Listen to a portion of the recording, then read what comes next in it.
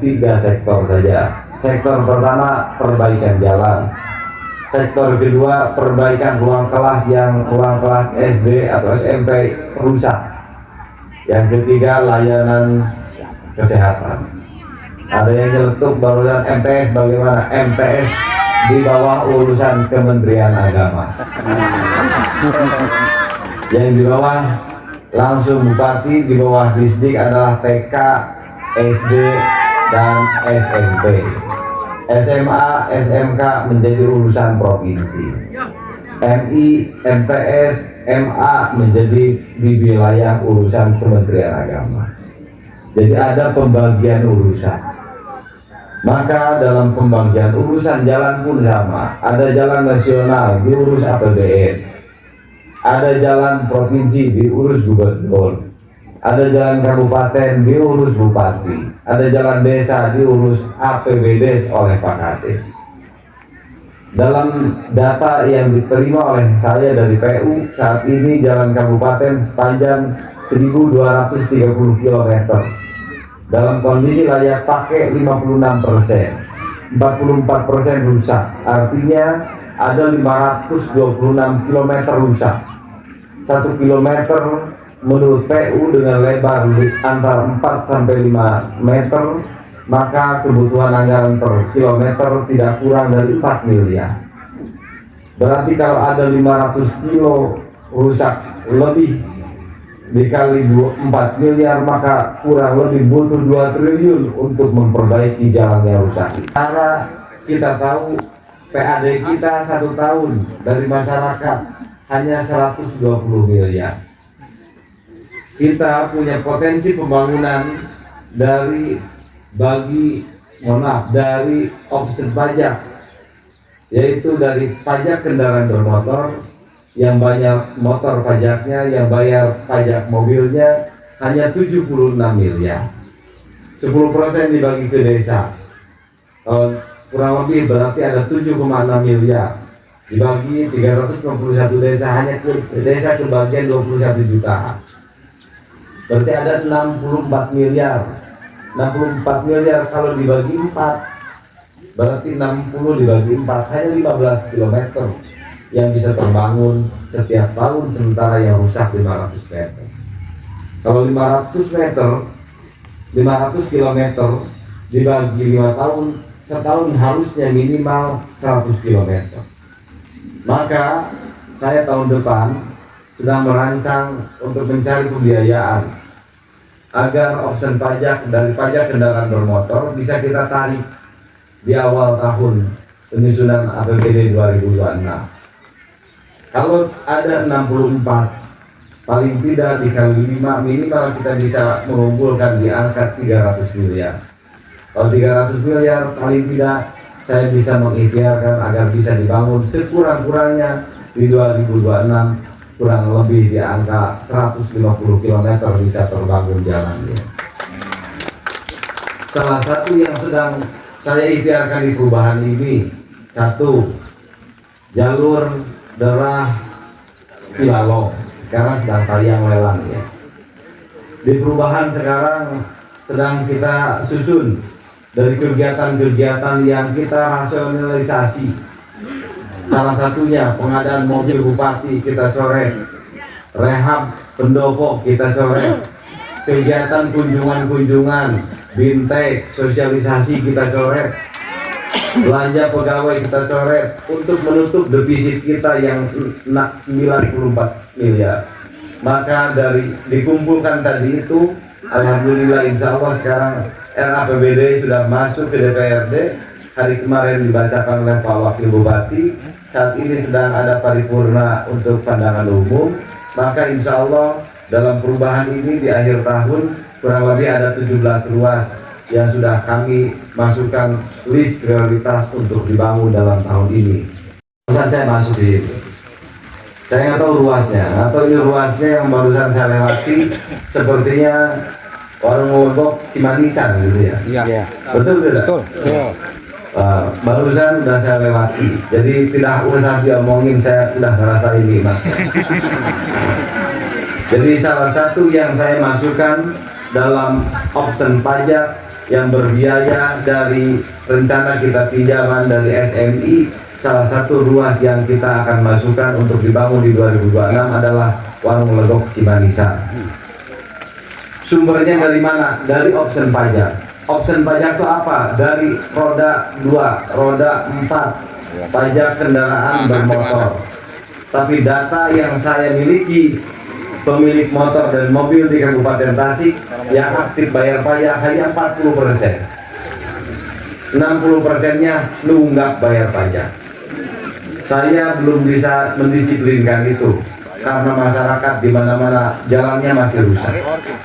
Betul? Maka jika tahun depan sudah diperbaiki, maka saya mohon orang masyarakat yang memiliki motor dan mobil tapi menunggak pajak, mohon untuk ada kesadarannya, karena pajak kendaraan motor kita gunakan untuk membangun jalan. Setuju? Setuju. Contoh saja di Singaparna, saya tidak ambil contoh Sodong karena belum lihat data.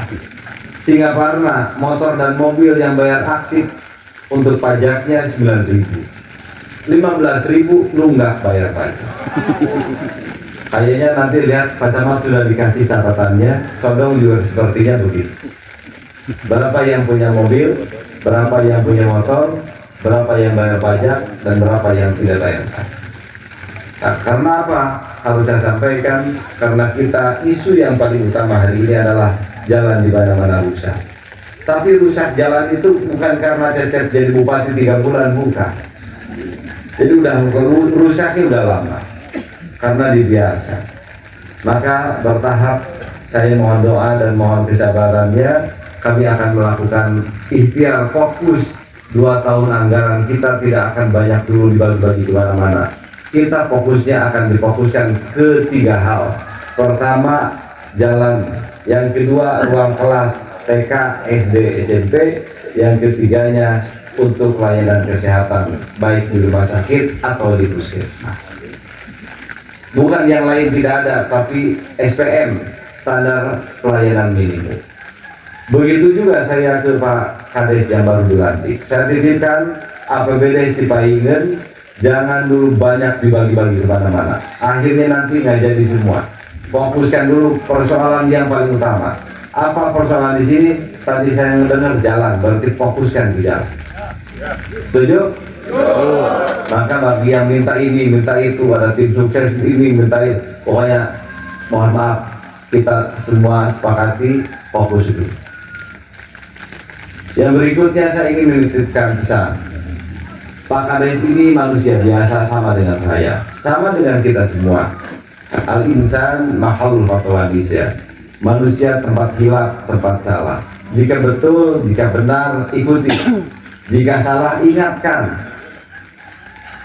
Jangan salah, dibully, di demo, rame-rame mau memberhentikan. Jika kita budayanya begitu, akhirnya habis energi kita untuk saling dendam-dendaman. Tidak akan ada wujudnya. Dalam agama kita mengajarkan pasawir humbil amri. Setiap urusan dimusyawarah. Saya tidak anti orang menyampaikan kritik, tidak anti menyampaikan harapan, tidak, tapi ada di atas ilmu. Musyawarahkan dengan baik, carikan solusi dengan cara yang sebaik-baiknya, karena saya yakin menghindari madorot lebih baik daripada menghadirkan masalah. Sehingga karena itu, sekali lagi saya titipkan pada masyarakat yang hadir, yang nonton di medsos, hadir di depan Bapak Ibu ini Pak Kepala Desa baru, termasuk Kepala Desa yang lain yang ada di Sodong, termasuk Kepala Desa yang lain di seluruh Kabupaten Tasikmalaya. Semua manusia biasa, berpotensi ada kesalahan, berpotensi ada hilaf. Maka untuk melakukan ikhtiar kami dari Kabupaten Tasikmalaya agar salahnya tidak terus-terusan, maka tadi dalam penyusunan RAPBDes saya akan betul-betul ketat dari awal, karena saya punya banyak pengalaman. Pada saat kita perencanaannya baik, maka akan menghasilkan hasil yang baik. Jika gagal perencanaan, maka akan menghasilkan kegagalan dalam ujungnya. Oleh karena itu, saya betul-betul menitipkan, jaga betul uang masyarakat yang dititipkan kepada Pak Kepala Desa semuanya, rumuskan bersama stakeholder yang ada, dengan BPD, dengan jajaran-jajaran di desa, dengan tokoh masyarakat, agar betul-betul hasilnya mengakomodasi kepentingan rakyat yang betul-betul dibutuhkan. Maka kami, pemerintah Kabupaten Tasikmalaya, sebelum RAPBDes itu ditetapkan, akan mengevaluasi agar betul-betul sesuai dengan aturan yang ada dan betul-betul memiliki korelasi yang pas dengan tematik pemerintah Kabupaten Tasik. Tematik kita infrastruktur didulukan, baru yang lainnya. Jika belum selesai jalan di mana-mana, maka fokuskan dulu di infrastruktur jalan. Jika belum selesai urusan-urusan yang wajib, jangan dulu mendahulukan urusan-urusan yang sudah. Setuju? Sehingga karena itu sengaja saya datang melantik di hadapan masyarakat supaya saya menyampaikan amanat bukan hanya didengar oleh Pak Kades saja, tapi didengar oleh seluruh masyarakat yang ada, karena ini bukan persoalan Pak Kades saja, ini persoalan kita semua. Tasik milik kita, kalau bukan oleh kita mau siapa, Tasik ini dijaga dan diurus dengan baik. Hadirin yang saya hormati, saya juga ingin menitipkan, mohon jagain oleh ibu TPPKK, jagain Pak Kades, ibu yang paling dekat dengan Pak Kades. Berikan doa dalam sujud-sujud terbaik ibu. Berikan doa untuk suami ibu agar menjadi pemimpin yang amanah. Berikan doa dalam malam-malam ibu untuk suami ibu agar menjadi kepala desa yang istiqomah. Tantangannya banyak. Hari ini zaman medsos, orang mencaci seperti sudah biasa. Saya titip ke Pak Kades, juga ke Pak Kades yang lain. Jika hari ini kita sudah menjadi pejabat publik, maka sebagian dari diri kita sudah menjadi milik umum, maka pasti tuntutan tidak akan sama seperti kita tidak menjadi pejabat publik. Jika zaman Rasul di Taif sampai dilempari dan keluar darah, kalau kita hari ini dilempari dengan kata-kata dan kritikan-kritikan, baik yang langsung atau dengan kritikan-kritikan di medsos, tidak harus dibalas, cukup doakan saja, Allahumma hdi qaumi fa innahum la ya'lamun. Mudah-mudahan orang-orang yang nggak tahu, nggak paham tentang kita, nggak paham tentang bagaimana beban mengurus masyarakat yang banyak ini, semoga Allah berikan hidayahnya. Amin ya rabbal alamin. Demikian, Wassalamualaikum warahmatullahi wabarakatuh.